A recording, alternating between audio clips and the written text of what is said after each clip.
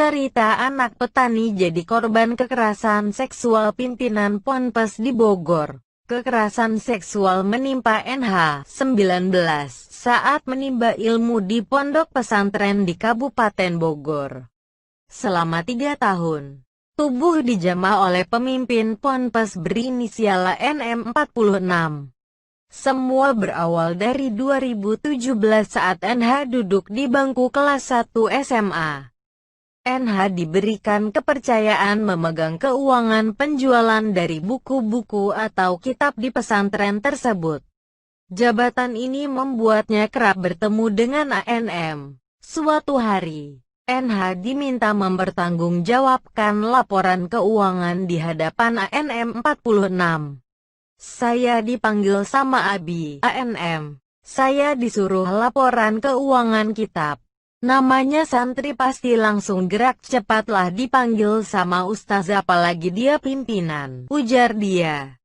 NH menemui ANM di kantor yayasan, lantai 2. Suasana di ruangan itu pun sepi. Saat itu hanya ada ANM seorang. Dia kemudian menjelaskan secara rinci laporan keuangan KNM. Usai memaparkan, NH malah disuruh masuk ke kamar. Posisinya ada di pojok kantor yayasan. Di sanalah ANM melecehkannya. Saya masuk, ternyata dia ANM ikuti saya dari belakang dan langsung peluk saya dari depan kencang banget, ucap dia. Tak lama setelah itu, ANM membiarkan NH pergi. Tapi beberapa lama kemudian ANM meminta NH kembali menghadapnya. Ternyata tujuan ANM menebar ancaman. Dia bilang peristiwa yang tadi jangan pernah diceritain ke siapapun sampai orang tua, teman. Bahkan buku tak boleh nulis. Saya disuruh tutup mulut. Di situ saya diminta turutin permintaan dia, ucap dia. NH mengaku sangat tertekan, trauma dan takut setelah kejadian tersebut. Dia masih tak percaya seorang yang dipandang sebagai guru tega melakukan kekerasan seksual. Saya cuma santri, harus gimana, bingung, ucap dia. ANM kembali mengulangi perbuatannya. Saat itu NH selalu menolak permintaan ANM tapi tak bisa berbuat banyak karena statusnya hanyalah santri. Sedangkan orang yang menjadi lawan pimpinan pondok pesantren, selain dilecehkan, NH juga kerap dipaksa menemani ANM menonton video porno.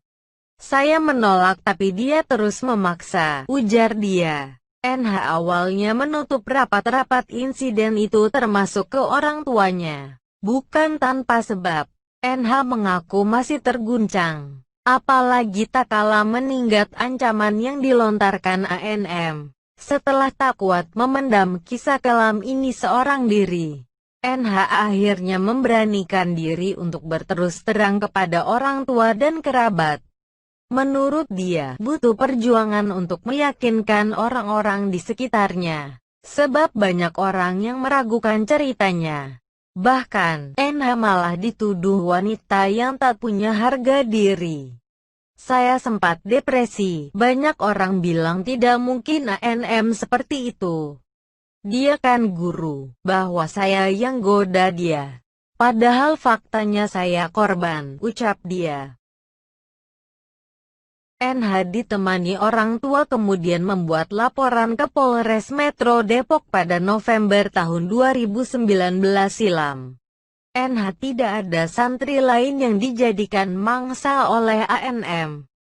Korban yang baru diketahui ada 2, saya dan kakak kelas angkatan. Mungkin seandainya kasus kakak kelas saya terungkap dari dahulu tidak mungkin saya menjadi korban, ujar dia.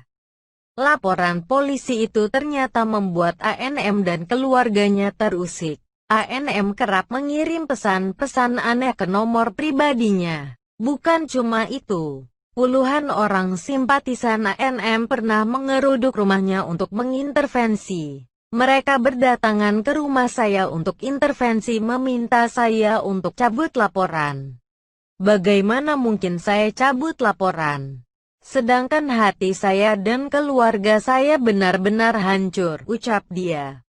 Polisi sudah tersangka dan ditahan. ANM juga mengarang cerita seolah-olah NH lah yang bersalah.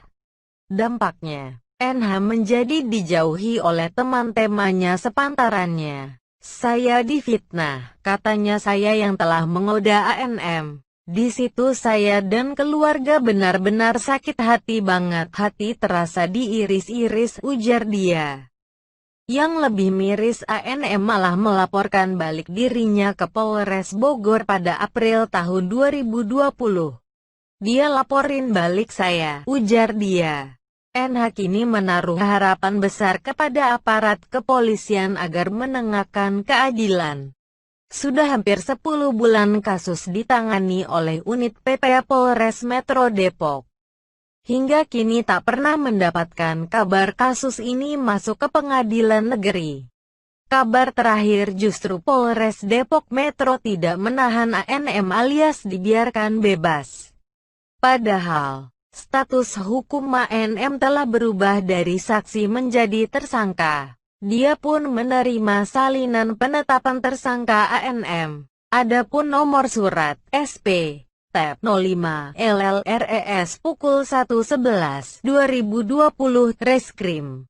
Ia sudah tersangka, tapi belum ditangkap. Seminggu sekali masih suka berkunjung ke Ponpes, ujar dia. Dikonfirmasi terpisah, Kasubag Humas Polres Metro Depok AKP Eli Padiansari membantah kabar tersebut. Dia mengatakan, pelakunya telah ditangkap dan ditahan. Sudah ditangkap dan sudah jadi tersangka. Berkas perkaranya sekarang lagi lengkapin P18, ujar dia di Polres Metro Depok, Kamis tanggal 6 Agustus tahun 2020.